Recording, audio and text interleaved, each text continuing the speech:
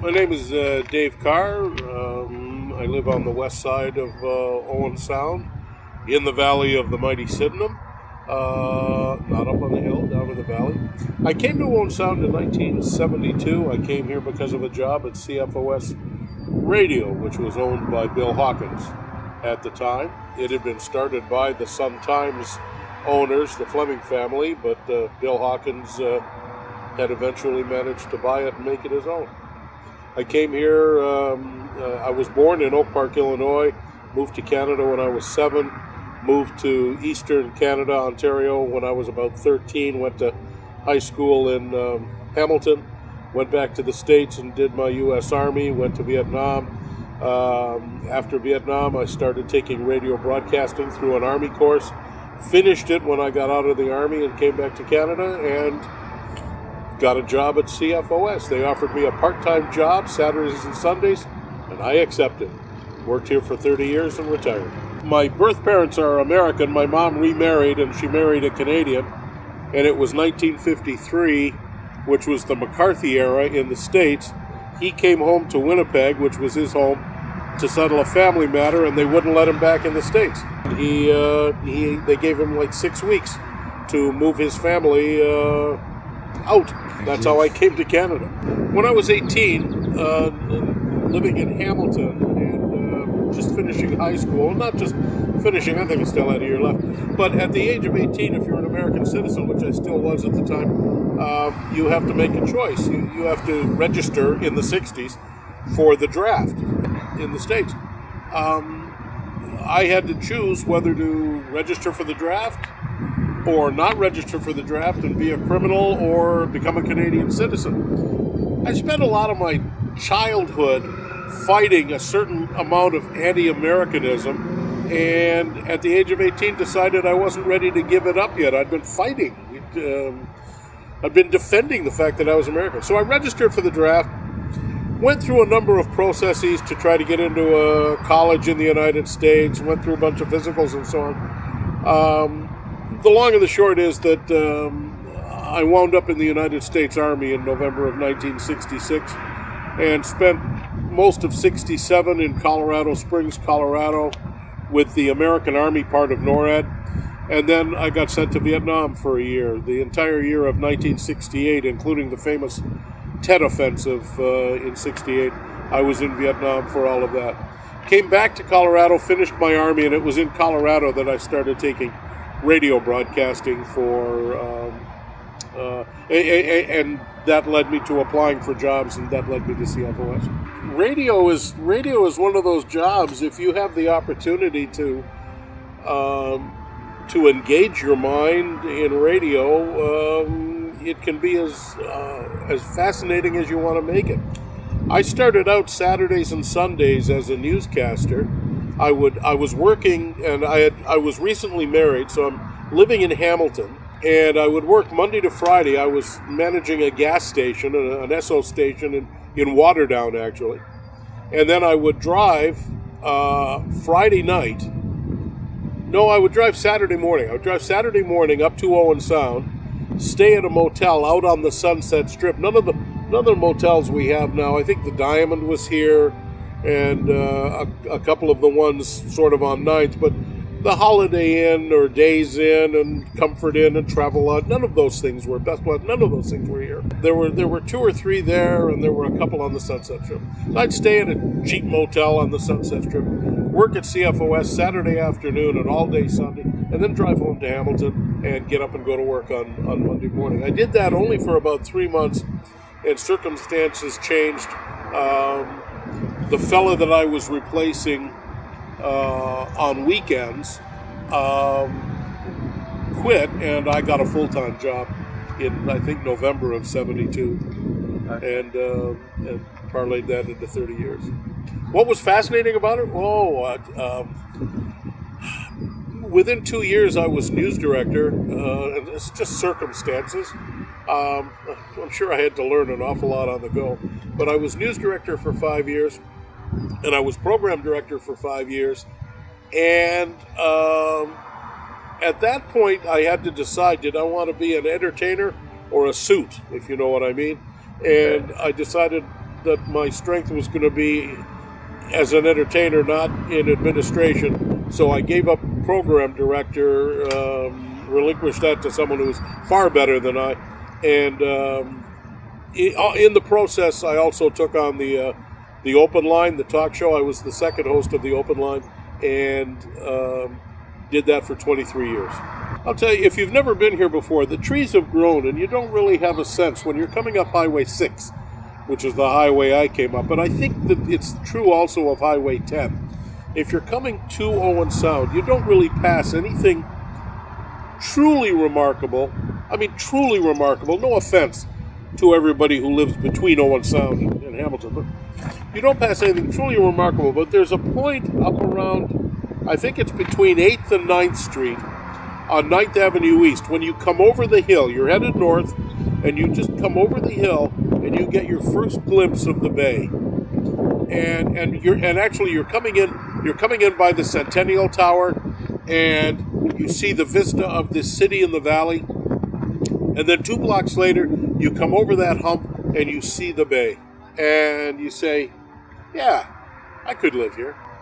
Yeah. Yeah. It's that simple. And you don't even see that much of the bay.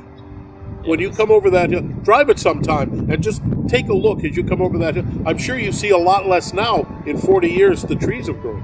But when you come over that hill, you get a glimpse of the bay and say, yeah, I could live here.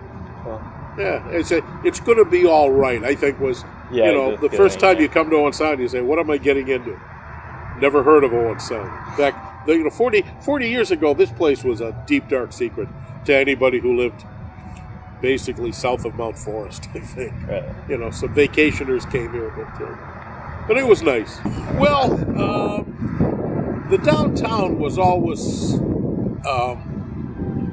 interesting and attractive, but the downtown core of Owen Sound in particular really, really, really strengthened, especially I think in the 80s and into the 90s.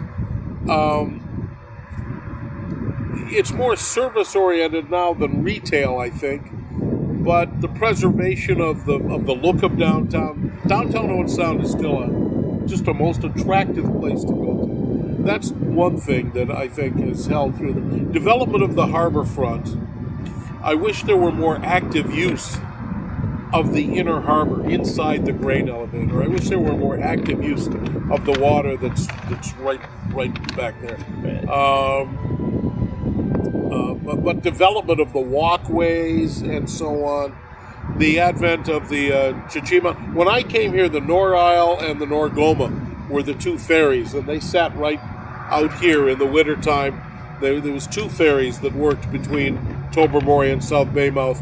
And then about 30 years ago, the Chichima was built in Collingwood. And having that here from October till April it's one of the iconic things about Owen Sound. Yeah. Church steeples, I can see St. Mary's from here. I don't think I can see St. George's from here. And Knox had a steeple when I came here, and it came down, and now there's not even a Knox church anymore. Development of the Sunset Strip has been huge. There were a few things out there. Food City and the bowling alley, and a couple of car dealers. Over the 40 plus years that I've lived here, that's where the concentration of car companies has gone. They weren't all there. The funeral home on 14th Street, Brian Woods, that used to be a car dealership. That was Guardhouse Motors. Dominion Motors was downtown, roughly where Gray Fair is, or no, not where Gray Fair is, around near the corner of 9th and 2nd East. Dominion Motors was in there. But now that's Peninsula Ford now, and everything's gone out to the Sunset Strip. Those are some of the developments. Retired in 2002, in November of 2002, after exactly 30 years, Right. Almost to the day. And everybody thought I was going to leave. And I'm not sure whether they thought I was going to go to the States or not. And I became a Canadian in 1996. And it's interesting that, it's still my Americanism that everybody knows and understands. And I celebrate that. That's my birthright. But everybody thought I was going to leave. I'm not sure they thought I was going to go to the States. And there was an awful lot of surprise in 2002 when I said, no, I'm going to live here. And why would I not live here? I don't winter in Florida like so many other people. I stay here through the winter. I snow blow my driveway. If it snows deep enough, I just don't go outside anymore. I'm just retirement. You know, but the snow here stays white. Yeah. It doesn't pile up past your door, past your windows, except those, once in a century storms that we've had, one or two of. And this is a great place. This is a 4-season. Winter's not bad here. Summer's great here. Spring is beautiful here. Yeah. Autumn is absolutely delightful. This is one of the most colorful places. Why would I go anywhere else? Yeah. Seriously. Now, I go all kinds of places. I like to travel. Yeah. But to live, why would I live anywhere else? One of the things about Owen Sound that I kind of miss is the trains, but only partially. Down right off the end of the 10th Street Bridge, and working at the museum, I don't know if you've seen pictures, there used to be a railway bridge across the harbor just outside the 10th Street Bridge. Okay. And what it did was, you had the CP tracks on that side, and the CN tracks. These were the CN tracks right here behind me. And they met at 10th Street. And what you had boxcars full of goods that had to get from that side to this side. For instance, if a train full of goods came up from Toronto on the CP tracks up through Markdale, and they'd come in up by the industrial park where PPG and RBW and all those companies were, and they'd make a big circle around, come down the hill, and they'd come in here. And the CN trains coming out of roughly, I think they call it the Stratford line, they would come in on this side, and then they had stuff that had to be gotten to the glass plant. Well, there was a little shunting engine and the railway bridge, and the tracks went straight up First Avenue East, behind all those Second Avenue East stores. The street that comes out by Tim Hortons downtown. Yeah. Okay? The tracks went right up there. And this little shunting engine would pick up a boxcar on this side and take it down there, and it would have to cross, they'd have to close 10th Street, cross the bridge, go up there, stop all the traffic, it's a railway crossing, and drop off the boxcar, or not drop off the boxcar, do the switching, and then take the boxcar up on the other side to get it out to the plant. And the same thing, goods that came in on CP had to be shunted up First Avenue East and then brought out this line here, stopping an awful lot of traffic on 10th Street on a regular basis. And they had lights and the gates and everything. When that little shunting engine was working, and you could hear it all over downtown, just like the Kennedy whistle. That is one of my strong memories of Owen Sound, and I only came here in '72. The other thing I remember is all the factories out the West Shore, or the East Shore, where the Bayshore Community Center is now, and all along that way. Keenan's was out there, and Russell Brothers, and all kinds of factories out there. And I remember Keenan's was woodworking, and I remember in probably about 1975 or so, Ed Eldred, who was the sports director at CFOS at the time, we wound up helping the firefighter. There was a fire at Keenan's, and the fire got into those layers and layers of sawdust that were on the ground outside. Ed Eldred and I were humping hose with the fire department. We'd gone down to cover the story and wound up helping fight the fire, carrying hose. You wouldn't see that today, I don't think. I'm eligible to join the American Legion, the Royal Canadian Legion, the Vietnam Veterans Associations, the Veterans of Foreign Wars of the United States. I was eligible to join the Pearl Harbor Survivors Association because my dad was at Pearl Harbor on December 7th, 1941. Oh, that association has disbanded because there are so few members left. I was eligible to join a lot of these things, and I never did. I support the Legion. I wear my poppy, and it's interesting, if I have to be in the United States approaching November 11th, right, as I have had occasion to do, always wearing my poppy. Yeah. And I remember being at a major marching band competition in Indianapolis, and I thought I was the only one wearing a poppy. And there, in a booth selling band uniforms to high schools, there was a lady wearing a poppy. She was from Nova Scotia, Okay. but I think we were the only two. And people ask about it, and it gives you a great opportunity to talk about the poppy campaign, because that's a British, Canadian, Commonwealth, Empire thing. The Americans don't wear a poppy or anything like that on either Memorial Day or So it's a great. If you're going into the States around that time, to wear your poppy is a good thing. Yeah, but I'm not a member now. Through my career at CFOS, I was a member of all kinds of things. I was on the Economic Development Committee, tourism. The city had a Visitor and Convention Bureau for a time. I was on that. I guess at one point one was called the Industrial Committee, and I think I was on that.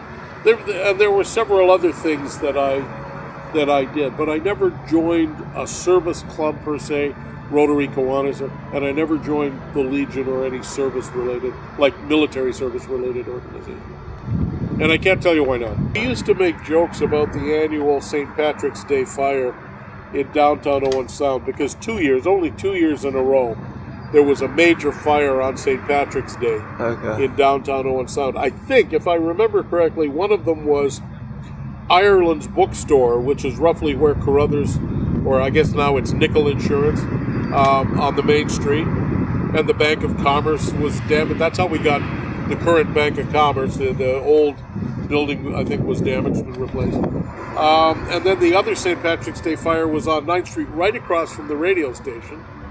The Alps restaurant was over there, and I'm not sure what some of the other stores were across the street, but there was a major fire over there. But the best one, the parking lot of CFOS, used to be a 3-story red brick old hotel.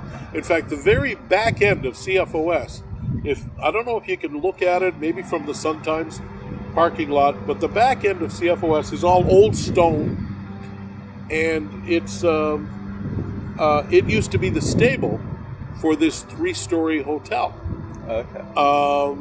And the CFOS newsroom was right along there, and there was an alley basically just wide enough to get a car into this alley between the two buildings. So you're in the CFOS newsroom. We prepared our newscasts on a countertop right in front of the window. big window. One morning, the owner of the radio station comes walking in, and there's a newsman preparing his news to take it into the studio. He's assembling his newscast. And the owner of the radio station comes in and says, "Good morning, good morning, good morning, good morning, good morning." Says, "Do you notice anything unusual happening?" And he says, "What's going on? Do you see anything unusual?" He says, No, just getting my newscast." He says, "Well, the building right across from you is on fire." The chap was standing in the window. He's no longer. He hasn't been with CFOS for years and years and years and years. Standing in front of the window, doing all of this, and the building right 3 feet away from him was on fire. That building that day burned to the ground, and that's how we got the parking lot. And a man was actually killed in that fire. But it's one of those little. And that was also, I remember it went out across the country that they were pumping water into that building, and it went out across the country on the teletype that CFOS was staying on the air despite the fact that this wall was going to fall in on top of it. So, Well, so that's more an internal story than a city story. But no, this is a great city. This is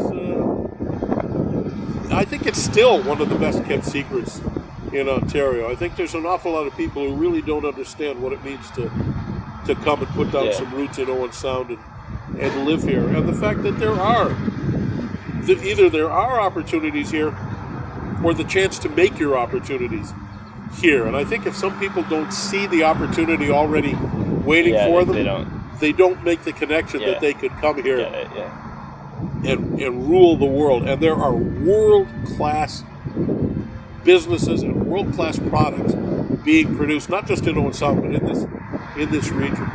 I don't think people understand that. I think it's going to tick along and be as pretty as it is, successful as it is forever.